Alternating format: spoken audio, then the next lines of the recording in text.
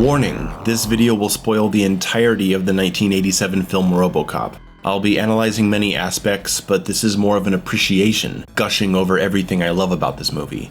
We'll go through pretty much every scene, looking at as many things as we can that make this movie the classic that it is. So let's get to it.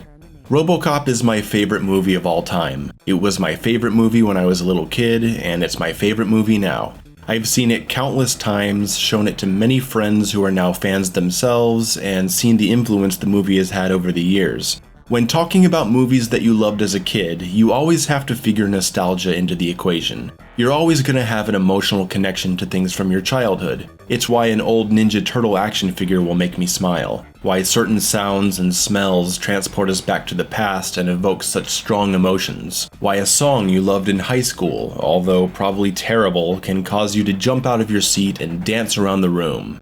The test of many great movies in certain genres is that you can fall in love with it as a child and then revisit it decades later and enjoy it on much higher levels through adult eyes. There's a reason so many movies from the 1980s have persisted through decades of popular culture. Sure, the 60s and 70s have a plethora of fantastic and revolutionary films, as do the 90s, but there's something about 1980s cinema that captured what I can only call magic. Back to the Future is shown to kids through generations. Ghostbusters remains one of the smartest comedies ever made. Freddy Krueger and Jason Voorhees are recognizable to kids 40 years later that haven't even seen the movies. E.T. is still one of the most emotionally powerful movies ever made. Everyone knows who the Terminator is. The Indiana Jones trilogy continues to be a treasure. Alien and Predator are immortal icons of sci-fi cinema. We even get sequels to movies like Blade Runner 35 years later. A few years ago, I made the decision to find and rewatch a lot of movies that I remembered loving as a kid, or at least that I remembered as being good. Some of them still hold up today, and some of them don't. You have to keep things in perspective. Something like The Goonies may not hold up in some aspects, like acting and certain characters like the high school bully that feel dumb and unnecessary, but the sense of wonder and adventure is still very enjoyable and moving, and it'll make you smile a lot. The movie doesn't make much sense, but that's not the point. In rewatching all of these movies I remembered so fondly from the days of HBO and Cinemax reruns, I found a few that simply don't work anymore. The primary example is Darkman. I was crazy about Darkman as a kid. I watched it over and over. I played the terrible Darkman Nintendo game, and when it was time to rewatch Darkman as an adult, I was excited, and then almost immediately disappointed, as the production value of the movie is underwhelming, and something just feels off and horribly dated. It's a great premise, cool characters, it has some good scenes, I like the makeup effects, Liam Neeson is good. I wouldn't call it a bad movie, just a movie that you have to watch while keeping in mind that this is an early 90s movie with some major flaws. Flaws that don't register in the mind of a child, or even in a lot of contemporary adult viewers seeing it in the cinema. Something like Total Recall from the same era holds up much better due to the strength of its premise, performances, set pieces and hilariously over-the-top action, socio-political messages and symbolism, and most importantly, the script, the editing, and the direction. A talented director can make even the weakest material work if they know what they're doing. And while you may watch something as old as Total Recall and think the effects aren't believable, I submit that a truly top-tier movie, in certain genres, is only brought down by the aging of its effects. John Carpenter's The Thing comes to mind. The horrific monster that morphs into other creatures on this hidden-away science base is obviously created with practical effects. You can see clearly that it's not real, especially in high definition as it was never meant to be seen. If you have an appreciation for cinema and the art of practical effects over computer-generated imagery, you can look at these scenes in awe for the artistry and labor behind them. They can gross you out way more than something made digitally.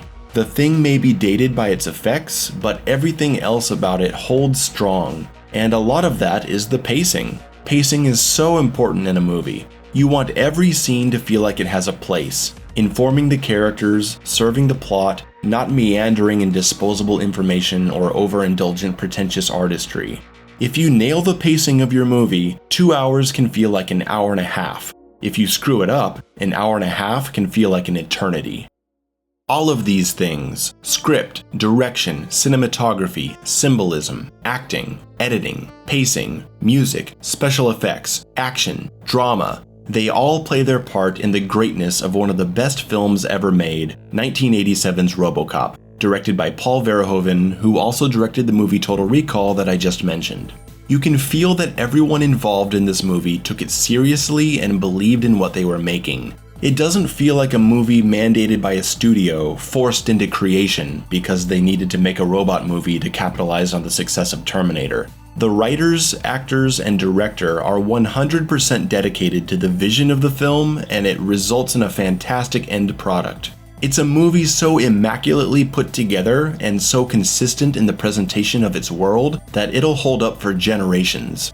A hero so iconic and sympathetic that his story will stay with you and you'll see his influence in a lot of media that followed. And villains so sadistic and memorable, you can watch this movie once and then a year later someone shows you just a picture of one of the villains and you'll remember everything about their personality. You a college boy or something? Huh?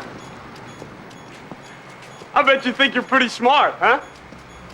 Think you could outsmart a bullet? If you ask most movie critics and fans what kind of movie Robocop is, they're gonna tell you it's a sci-fi action film and a satire. And it's true, Robocop has excellent violent sci-fi action and brilliant satire of American pop culture, politics, and corporatism. But I don't think it does the movie justice to classify it that way.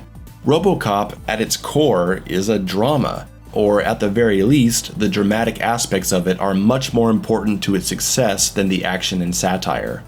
Robocop tells the story of a young police officer recently transferred to a new precinct in the very troubled and very real city of Detroit. We see a city where cops are dying regularly in their fight against street criminals and organized crime, while the mega corporation Omni Consumer Products, OCP, has purchased the police department from the local government with the intention of using law enforcement to benefit their construction plans for a complete overhaul to the city's infrastructure. They want to build a corporate paradise, free of crime, except the corporate kind, of course. They'll be bulldozing houses, pushing out the poor, gentrifying neighborhoods, and taking control of whatever aspect of public life they deem necessary to suit their goals. Sounds kinda like today, doesn't it?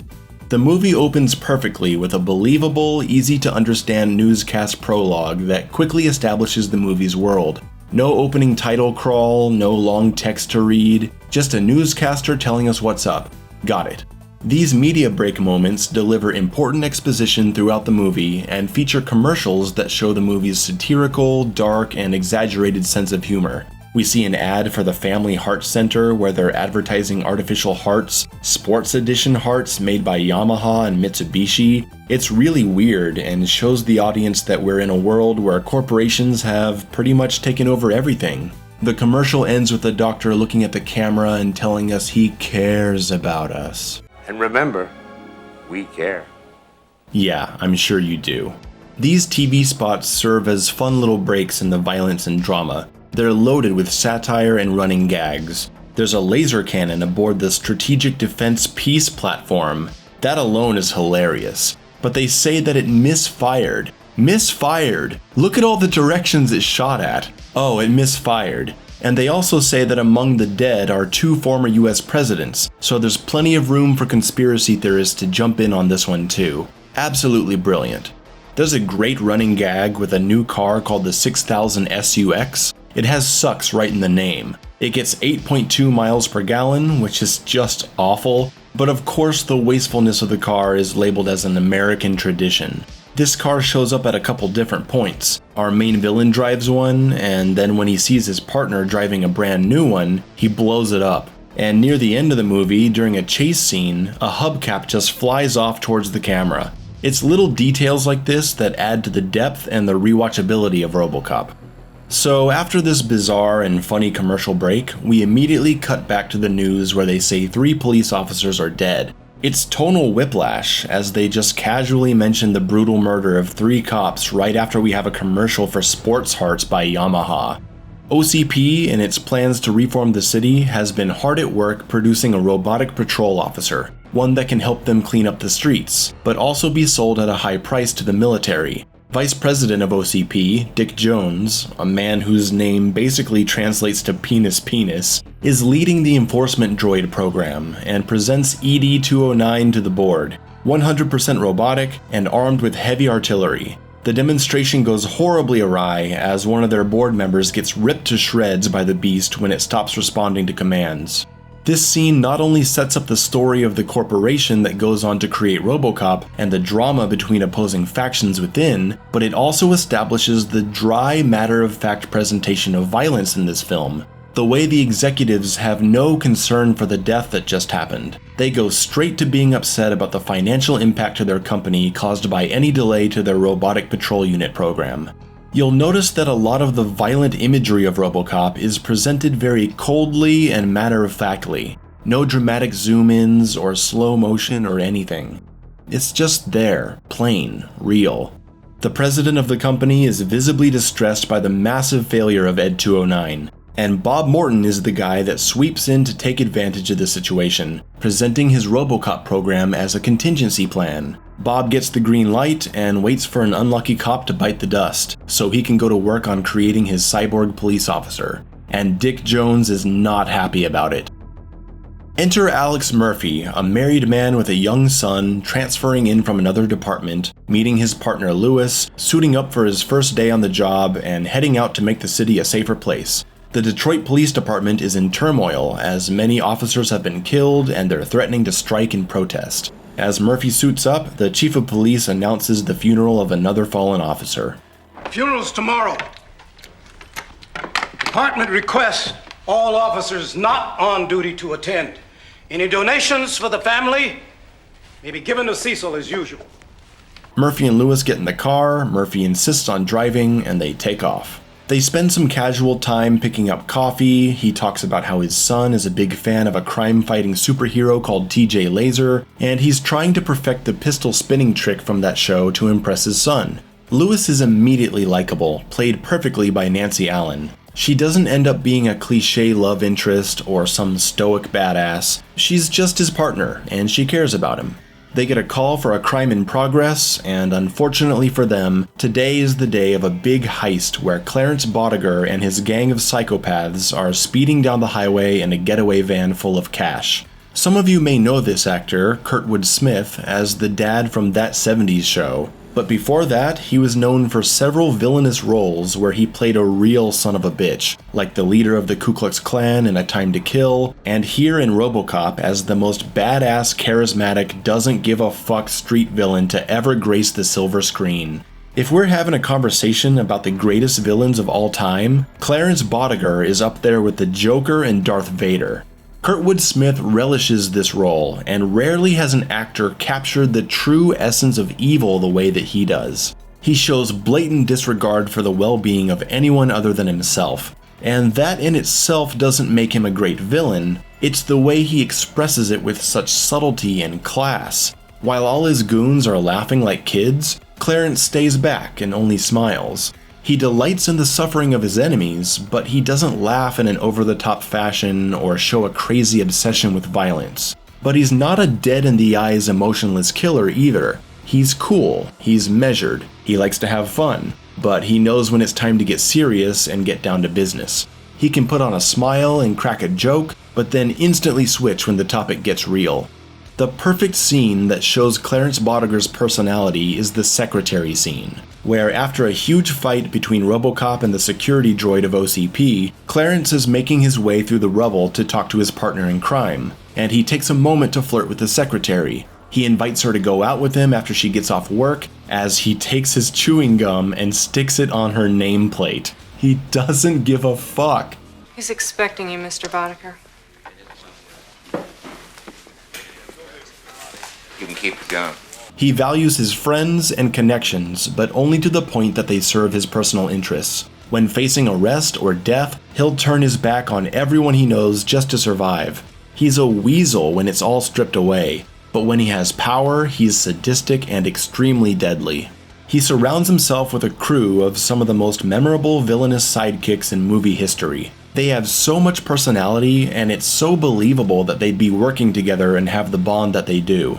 It helps that they're perfectly cast by actors who take the roles seriously and give them the personal touch needed to make them come alive. Hands down, this is the best team of bad guys ever filmed. They're just as memorable as the individual heroes in Aliens, which came out just a year before this. As Clarence and his boys are escaping with the money from their latest job, Alex Murphy and Officer Lewis catch up to them. Clarence is freaking out inside the van because one of his goons, Bobby, accidentally burnt the money they stole when they blew open the door. I don't believe it! What? You burned the fucking money! I had to blow the door. What do you want? It's as good as Mark, you asshole! You stupid asshole! Hey, this crane ain't gonna outrun a cop! Slow down then! What, are you crazy, man? Shut the fuck up and do it! Just do it! God, he's great. A gunfight ensues, resulting in Bobby getting shot in the leg. Never a man to let an opportunity pass him by, Clarence uses Bobby as a human obstacle to stop the pursuing cops. Can you fly, Bobby? Clarence, no! Hit it!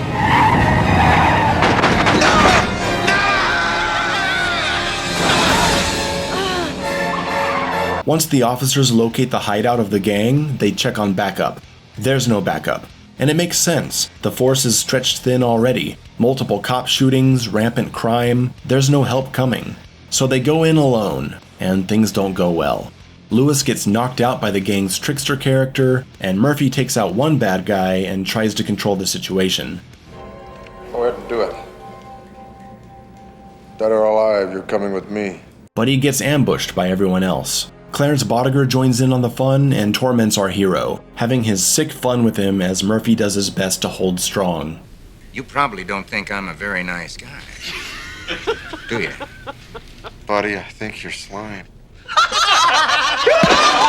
What follows is one of the most upsetting scenes I've ever witnessed in a movie. It's not that it's the most gory or the most torturous, but it's just awful. Clarence toys with him a while before blasting his hand off with a shotgun. You can feel Murphy's pain just by the look on his face. The manic laughter of the criminals creates an incredibly uncomfortable mood as we know what's coming. A horrible, violent, extended execution sequence. Clarence steps aside to let his boys take care of it. He's above such childish behavior. The gang opens fire on Murphy. He's wearing heavy-duty police armor so he doesn't die from the ridiculous amount of gunshots he takes. Their shotguns rip through his armor, tearing his skin apart, blasting one of his arms clean off. Murphy screams and writhes in pain, utterly mutilated by this group of psychopaths laughing at him. It's just terrible. You can't be human and not feel sympathy for this man. No one deserves this. It's this man's first day at work. Clarence comes in to finish the job, a bullet to the head, and they leave. Good night, sweet prince. Hey, wait up! Lewis finds Murphy's bloody corpse with no idea what to do or how to help him. It's really sad. A helicopter flies Murphy to the nearest hospital to see if anything can be done, but what can really be done in a case like this? There is some brain activity still, and we watch a powerful scene of what is essentially Murphy dying. It's a visceral depiction of the emergency care process treating wounded patients. Injections, breathing tubes, suction, stripping off clothing, defibrillator, and Murphy seeing flashes of his family in his dying moments. And the camera keeps us right up close to him, like we're there with him. But there's no saving this man. The doctors know it. You can hear the resignation in their voices as they give up. It's just another day in the hospital and another dead cop. Alright, I think that's all we can do. Let's call it. What's the time?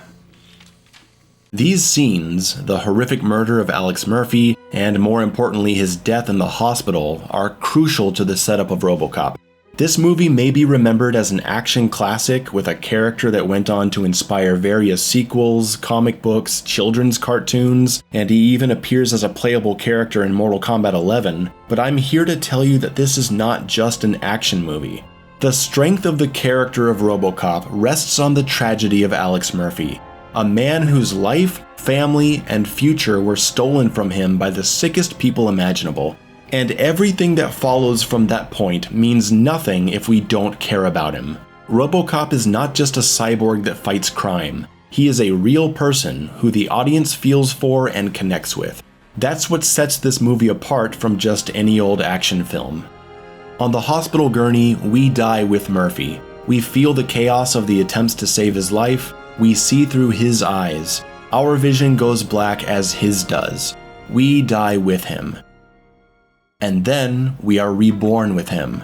The resurrection of Murphy, now Robocop, is an iconic scene, filmed entirely from his perspective. It's a seamless transition from death to being reborn, being pulled out of the darkness into pure visual static, strangers prodding you and drilling things into your skull. We don't leave Murphy's perspective for about 3 minutes. The movie rebuilds the audience just as the scientists rebuild our hero.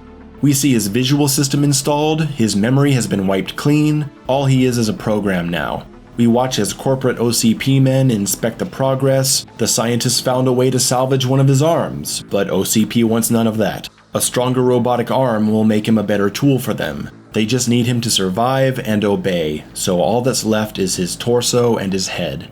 We wake up through different points of the process over a period of a few months. When it's time to finally reveal their creation, there's an event in the laboratory. What an achievement, they've brought a man back to life.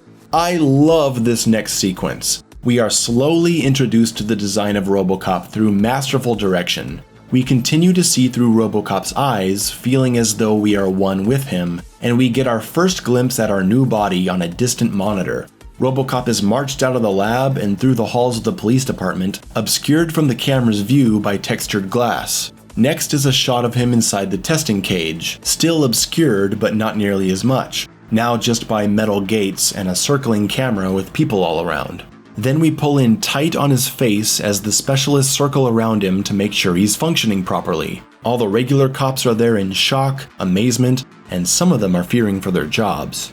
The introduction of the physical appearance of Robocop is a stroke of genius. A lesser film would simply show him right away, but director Paul Verhoeven eases us into it, giving us quick looks at pieces of him before the full reveal. And Robocop's suit design is nothing short of brilliant. It's smooth and sleek, almost minimal in its presentation. He doesn't have a bunch of extra parts on him or beeping flashing lights, and he doesn't look over-designed like he was made by people who have experience building cyborgs. He looks like the product of a laboratory during their first experiments doing this, streamlining it into something that looks almost like an appliance. Not complex enough to be a superhero, not simple enough to be dismissed by a criminal that might face him. The open mouth gives actor Peter Weller opportunity to emote, but within obvious limits. Can you imagine how hard it is for an actor to express emotions without the use of their eyes, most of their face, or even their body? That's why Peter Weller is irreplaceable as Robocop. He's able to communicate a wide range of feelings simply through his posture and mouth. The clenched lips of his anger state, the open mouth expression of his desperation, the stoic jaw showing his determination. There is no better robot performance, except for maybe in the Sarah Connor Chronicles. Cameron and Cromartie were damn good. The suit was designed by Rob Bottin, who is famous for his work on the creature from John Carpenter's The Thing. Two of the most iconic designs of all time from the same guy. It's amazing. He and director Paul Verhoeven apparently had a lot of disagreements during the production of Robocop. There were a lot of complications, and tensions were high between the director and the design department. They didn't even want to be in communication with each other as they worked. But in the end, it all came together, and whatever bad blood was between them must have been resolved once the movie turned out so good, because Rob Bottin went on to work again with Verhoeven on Total Recall. You'll notice that in many scenes, Robocop is shot from underneath, low to the ground cameras, large casting shadows, shots that frame his torso and look up at his face. It's a technique that makes the audience feel like he's a large, intimidating force. And they use a lot of practical lighting, illuminating Robocop with the cold fluorescent lights of the police station, causing a beautiful glow in his armor. They really knew how to film this guy, and that's a small part of why the sequels don't quite have that visual impact of the original. As the series goes on, the films start to look more, I guess the word is normal. It just doesn't have that artistic flair. It doesn't have that dirty, real look to it. Not only was Paul Verhoeven not involved in the sequels, so you lose his edge and his perspective as a subversive and visionary Dutch filmmaker, but you're also missing Jost Vacano, Verhoeven's German cinematographer who worked with him on 1980s Spetters, Total Recall, Starship Troopers, and Hollow Man. A talented director needs a talented cinematographer to be his eyes. When a director that doesn't specialize in cinematography tries to run the cameras all by himself, you can end up with some really poorly shot films. And it's common for a director to develop trust in certain people and bring them into multiple projects. That's why Total Recall has a similar feel and look to Robocop. You have the same director, cinematographer, and effects people. Robocop was a production mired in problems, delays, budget issues, costume problems, safety concerns, uncomfortable shooting conditions, and hot summer weather. It was a miserable experience for almost everyone involved, and their misery resulted in a masterpiece. And now, why does Robocop exist? What is his purpose? Robocop has 3 directives that govern his behavior. Vague, but principled. Serve the public trust, protect the innocent, uphold the law. And then there's a mysterious Directive 4, which will come into play later. At this point, it feels like Murphy is gone. No one knows what to make of this new robot walking around the precinct. During target practice, he completely destroys it, ripping the target to pieces with the coolest handgun ever made. A burst-fire, 50-round, flesh-ripping behemoth of a pistol that he keeps in his leg. How cool is this guy? Officer Lewis notices Robocop spinning his pistol before holstering it, and this is our first clue that there is still some trace of humanity left in this metal shell. So far, things are pretty serious. A grisly murder of a cop on his first day in a city overrun by crime and corporate corruption, and then that cop is turned into a soulless robot slave? It could be easy to see this whole movie getting depressing, which is why I love the next scene so much. Reed! Yeah. He needs a car. Thank you. Sure. Anytime. Oh, yeah. Go get him, boy. This scene immediately reveals to the audience that no, just because this guy is a cyborg, it doesn't mean he has no personality. This moment shows us that even something as simple and robotic as catching the keys without flinching still contains a sense of humanity. He says thank you, but he doesn't say it like he's programmed to say it. He doesn't say thank you. He says thank you in a human tone. It's a great signal to the audience that we're about to go on an adventure and that this guy isn't just a machine. Reed! Yeah. He needs a car. Thank you. Robocop gets in his police car, pulls out of the garage, and scratches the pavement, causing sparks exactly how Murphy did when he went to work on his first day. Ladies and gentlemen, the man is still in there somewhere. There is hope. There's a chance things are gonna be okay. Cue the theme song.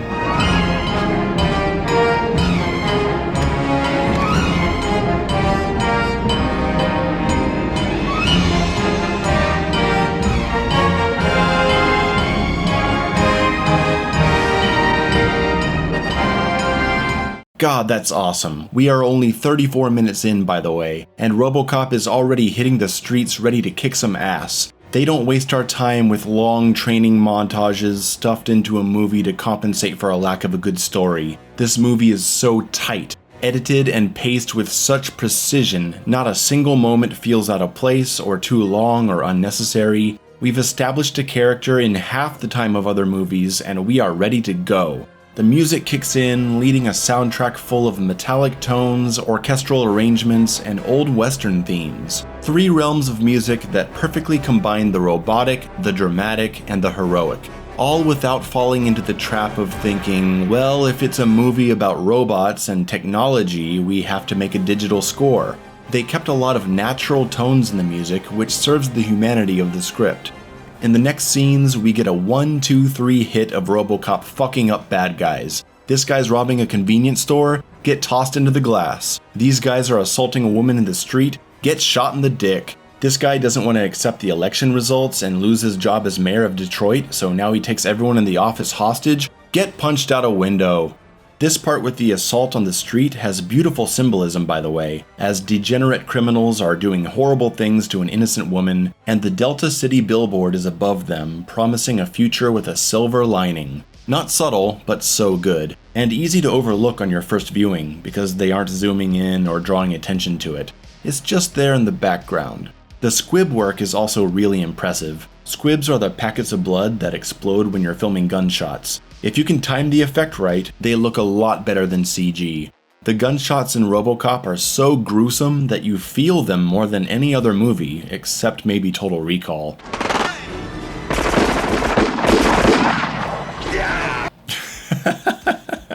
Total Recall is so great. The last great 80s style action movie. But yeah, Robocop. Just look at these scenes and tell me you can't feel these shots.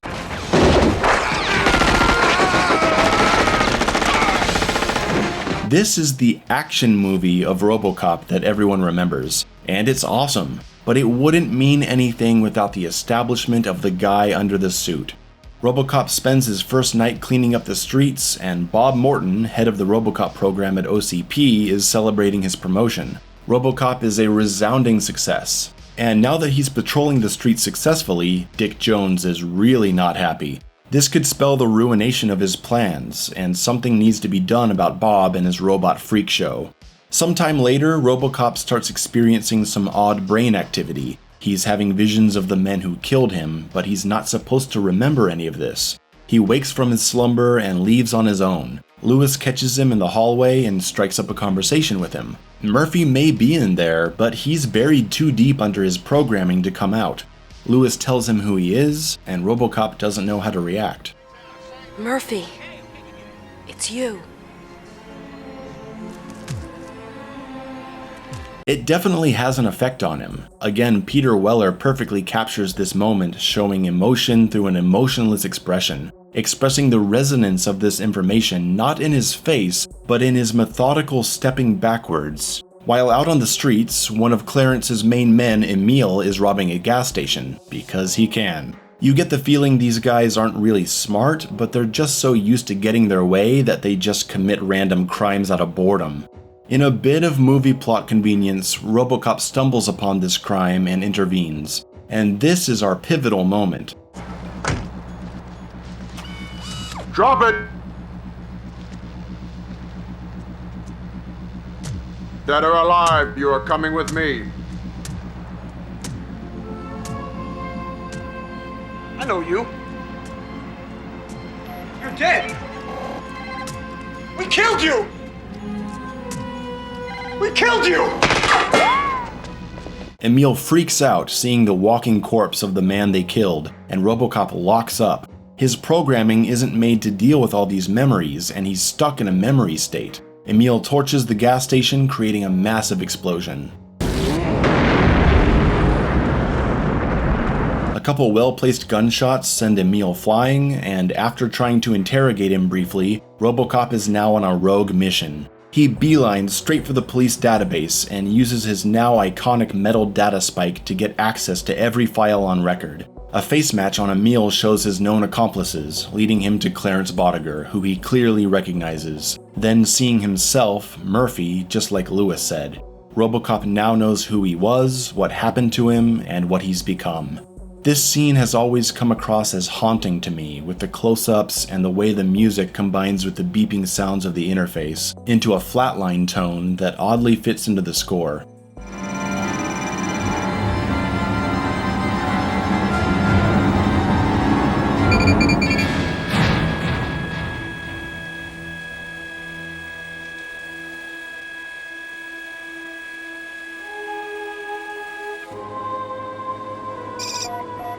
What follows is the most important scene of the film, elevated even further by the music. Robocop goes back to his old home, abandoned and put up for sale.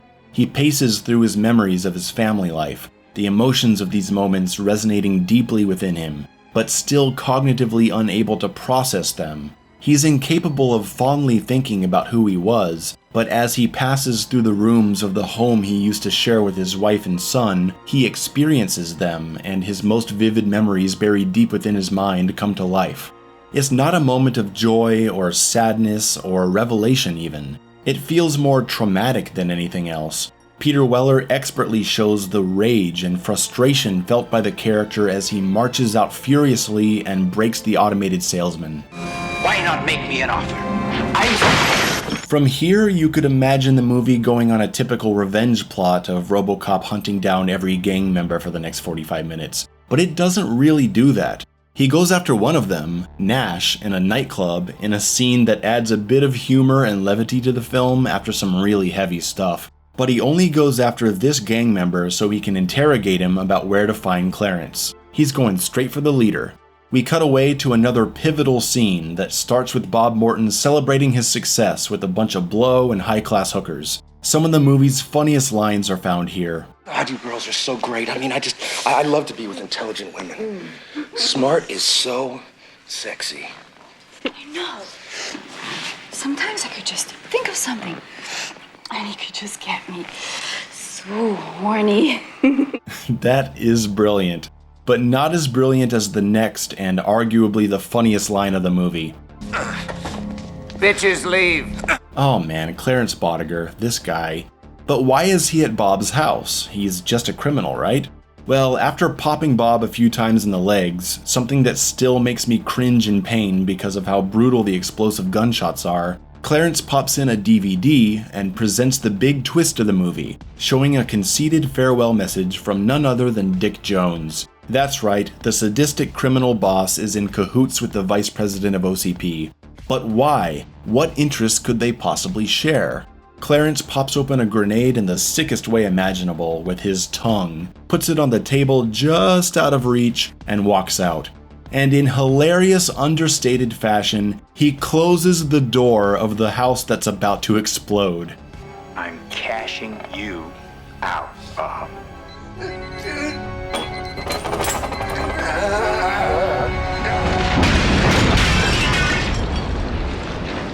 Hard cut to a factory cocaine operation run by the crime bosses of Detroit, and Clarence and his gang are trying to establish a business relationship.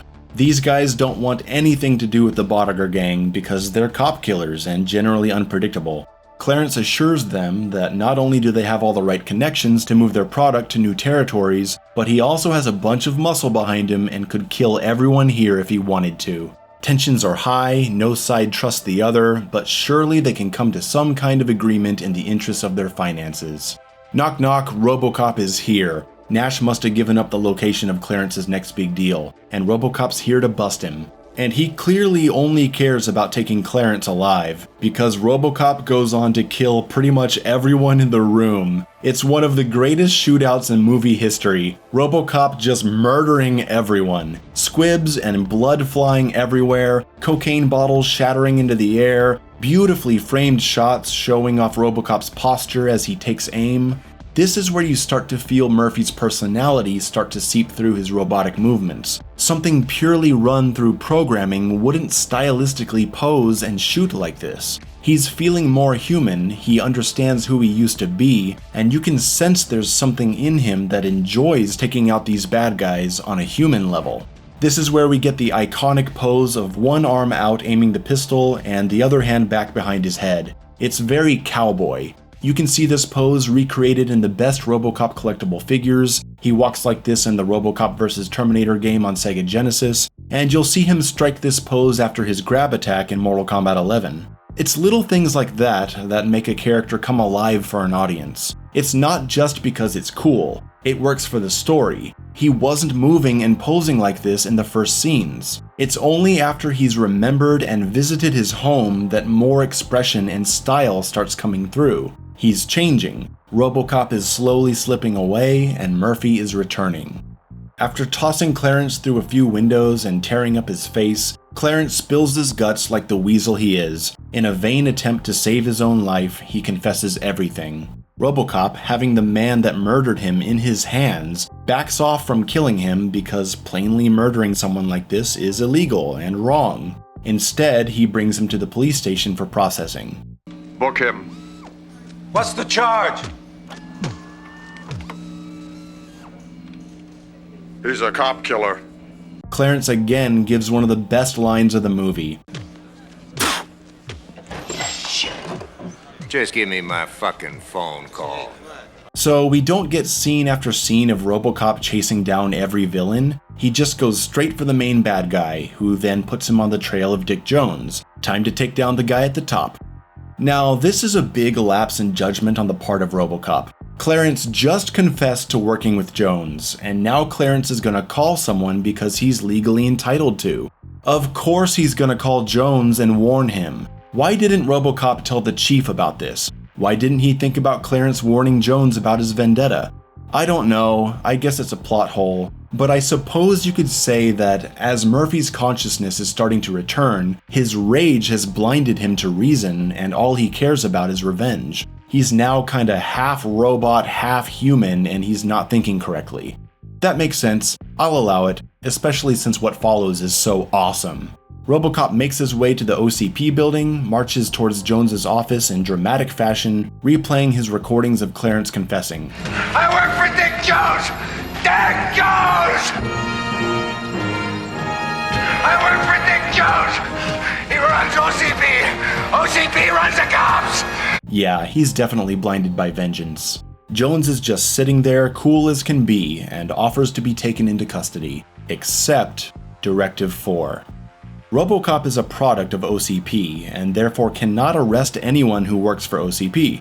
It's a smart way to protect themselves against their own work. Robocop is malfunctioning, fighting to maintain control of his functions. Jones relishes the moment, seeing Bob Morton's creation reduced to such a pathetic state. He summons his monstrous creation, Ed 209, to tear Robocop apart, and he spouts off too much about his plans and crimes in what is commonly seen in other movies as a cliché villain moment. I had to kill Bob Morton because he made a mistake. Now it's time to erase that mistake. Dick Jones's confession to Robocop during his shutdown feels believable because of what we know about Jones's arrogance and hateful, short-sighted attitude.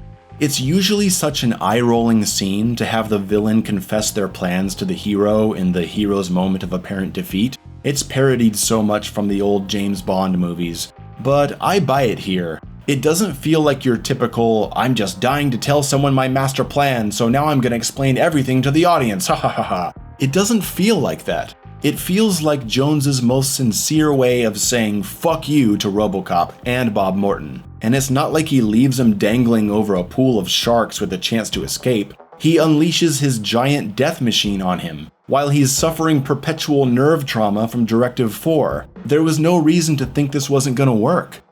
Except for the hubris of this man who is blind to the flaws of his own creation. That's what gives this scene even more depth.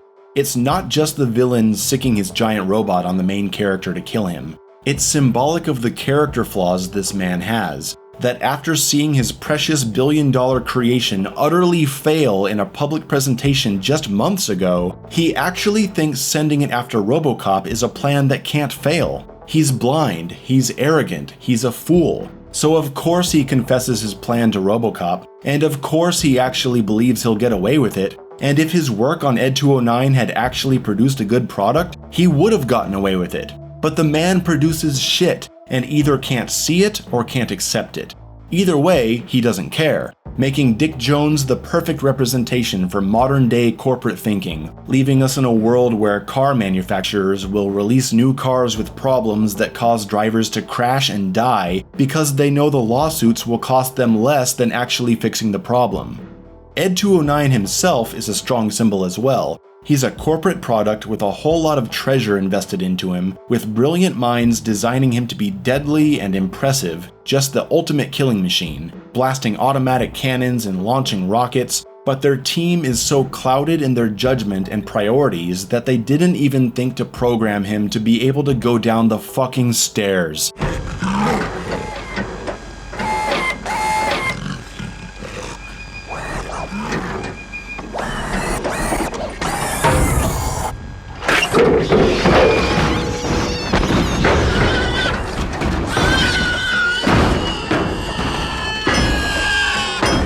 That's why seeing a bunch of Ed 209s patrolling the street in the Robocop remake is so off-putting. It's not supposed to work, you fools. Did you even see the original movie?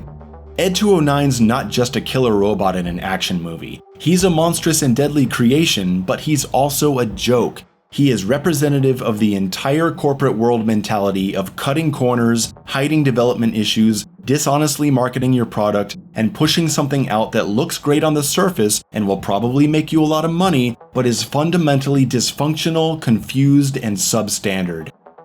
Getting back to Robocop, the return of his humanity is shown in several ways throughout the movie. There's the obvious plot scenes that show him remembering the villains that killed him and going home again, but the movie also tracks these moments through sound design and visual cues. If you listen closely, you can hear that in the first scenes where he speaks, there's a heavy mechanical droning tone behind his voice. Dead or alive, you are coming with me. This tone lowers in the mix as the movie goes on, eventually disappearing by the end of the film when we see him as fully human again. We see his humanity returning in the way he poses his body in the warehouse shootout. Most importantly, after spending 50 minutes of the movie without seeing his face, his fight with Ed 209 fractures his faceplate, revealing his human eye. It's a startling moment that, for the first time, makes you realize, wow, this isn't just a robotic product, this is a man trapped in a metal shell. The eyes are the most important part of facial expression, and finally seeing one of his in a moment of defeat is powerful imagery. Robocop makes it out alive, and Jones calls in the special forces, reporting him as a rogue menace. Our hero exits the building to be confronted by the entire police force and SWAT team, under direct orders to destroy him. Some officers try to stop it, but there's nothing to be done. They open fire on him, and Robocop can't do anything because he can't act against law enforcement. He may be impervious to bullets, but this is too much. He's been beaten up and broken by Ed 209, and now 100 machine guns are picking him apart. It's the saddest moment of the film to me, seeing him desperately try to crawl away, losing control of his body functions, leaking fluids, and looking for any way out. It's crazy that a scene of 100 machine guns firing can feel so heavy and so sad. The music here hits especially hard too.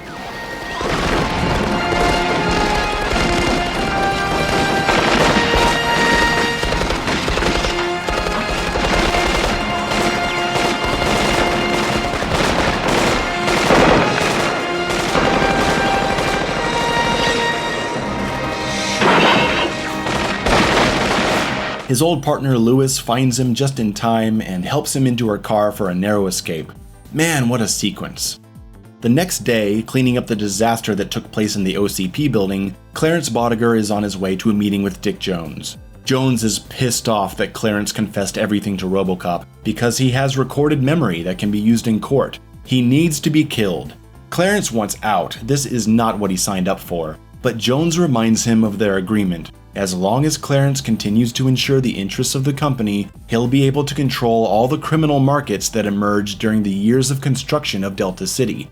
These two guys were made for each other. Jones gives Clarence and his gang some souped-up rifles that essentially act as precision grenade launchers, and after a night on the town blowing up some stores, they head out on the hunt. The police are now officially on strike after all the violence and lack of support from OCP, who is probably sabotaging the department to further their interests of replacing them with robots anyway. So the streets run rampant with crime. The gang gathers downtown to plan the attack on Robocop. Criminals are tearing the city apart, and Emile breaks a store window just to be able to turn up the television. Happy birthday, babe. She's from me. Well, hey, can I have you both? Sure. We've had our shots. I'd buy that for $1. I'd buy that for $1. Just a nonsense one-liner catchphrase said throughout the movie, perfectly making fun of TV shows that make people laugh by just saying the funny line they always say. Did I do that? How you doing? Bazinga! What you talking about, Willis? Robocop and Lewis are hidden away in the steel mill on the outskirts of the town, the same place where Murphy was killed in the beginning, and he's trying to fix himself up. He had a bad night. Lewis brought him a drill on his request, and finally he takes off his faceplate. I can't put this scene into words. This is my favorite scene in any movie. It gets me every time. I could have done a whole video just on this one scene. First of all, the makeup effects. Just wow. How did they do this? It's like I'm really looking at a human face grafted onto a robot head, the way the skin seeps over the edges. The bullet wound scar on his forehead gives a chilling memory of his murder. The music is understated, somber, and personal. The way Lewis looks at him shows that she's happy to see his face again, but there's a sadness in her eyes as well. Robocop inquires about Murphy's family, still referring to Murphy as someone other than him, reflecting on his inability to remember them in a human memory sense, but being haunted by the feelings of love that he had for them, ultimately rejecting Lewis's offer of companionship to ask her to leave him alone. It's sad and powerful. It's parts like this that had me reevaluate this film as an adult and stop classifying it as a sci-fi action satire. It's a drama. Clarence and his buddies show up ready for business, and Robocop readies himself for war with a look of determination on his face. Wait a minute, did I just say this wasn't an action film? Never mind.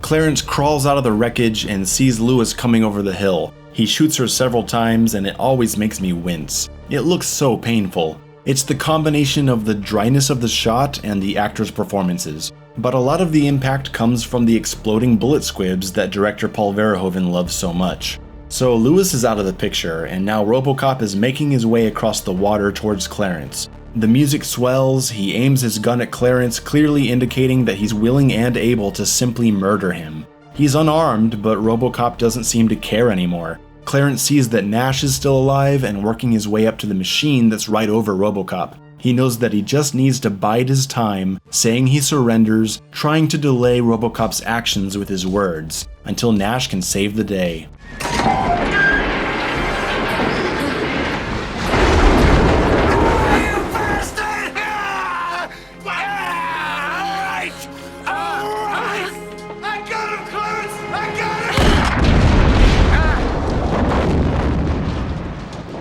Clarence runs in to finish the job, pulling a sharp piece of steel out of the water and swinging it violently at a helpless Robocop. His armor is broken, and Clarence drives the steel spike straight into his heart.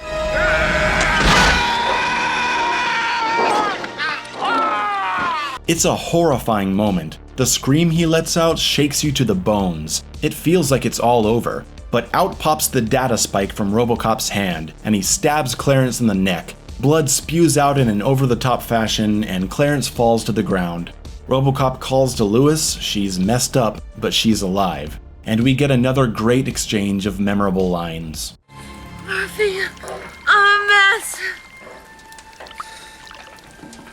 They'll fix you. They fix everything. There's only one thing left to do: take down Dick Jones. Robocop drives to OCP headquarters, sees Ed 209 patrolling the area, and blows him up with the Cobra cannon. He even cracks a little smile. Alex Murphy really is back. He barges into the meeting room and announces his intention to arrest Dick Jones, but he can't because of his programming. Directive 4 will shut him down. He uploads his memory file to the TV screens and shows Jones confessing to murdering Bob Morton, right before he sent Ed 209 to kill him in the office fight. Jones takes the president hostage and demands to be lifted out of the building by helicopter. Robocop stands ready to act, but he's still incapable of intervening. Then, the company president, in a brilliant move, fires him. Dick, you're fired! Thank you.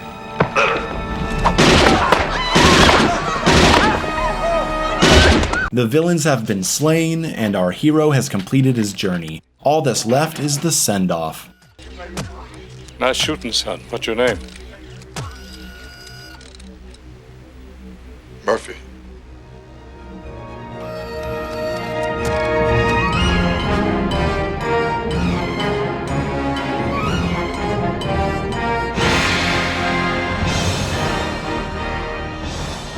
And so ends the story of Robocop.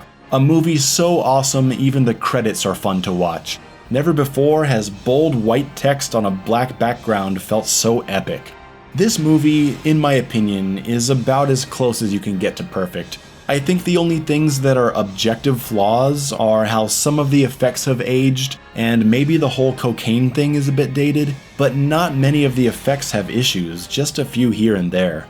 There is no director's cut of this movie because it's already exactly as it should be. There's an extended version, which is the recommended way to see it, but it only adds a little more violence to a couple scenes. There's no additional scenes that need to be restored, and I'm glad because they would interrupt the flow. One of Robocop's greatest strengths is how tight it feels. It flies by and leaves you with a smile on your face. The studio actually wanted to cut the scene where he visits his home and remembers his family. They thought it would slow the movie down. And that goes to my point that this movie is misunderstood, falsely classified as just an action movie. It's an action drama. The most powerful moments are the ones where Murphy is dealing with his emotional trauma. The director insisted on keeping the house scene because he knew it was the single most important part of the movie. Removing it would have torn the heart out of the story.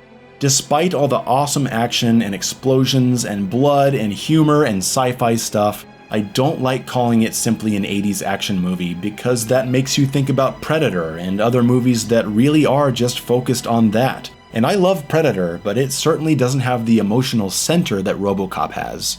If you've never seen Robocop and now you want to, make sure you find it uncut. Don't stream it on YouTube or something where a bunch of scenes are missing and dialogue is changed for TV. I know it's on Amazon Prime, or you can find a physical copy on eBay. This movie deserves to be seen in proper form. Thank you to everyone who has watched this video all the way to the end. I know it's a big one. I wanted to do something special to celebrate 100,000 subs. Thank you to the viewers who have been supporting me all this time, and all the new people joining the channel. It's been a real pleasure to share my love and adoration for this film, and I hope I've helped some of you see it in a few new ways.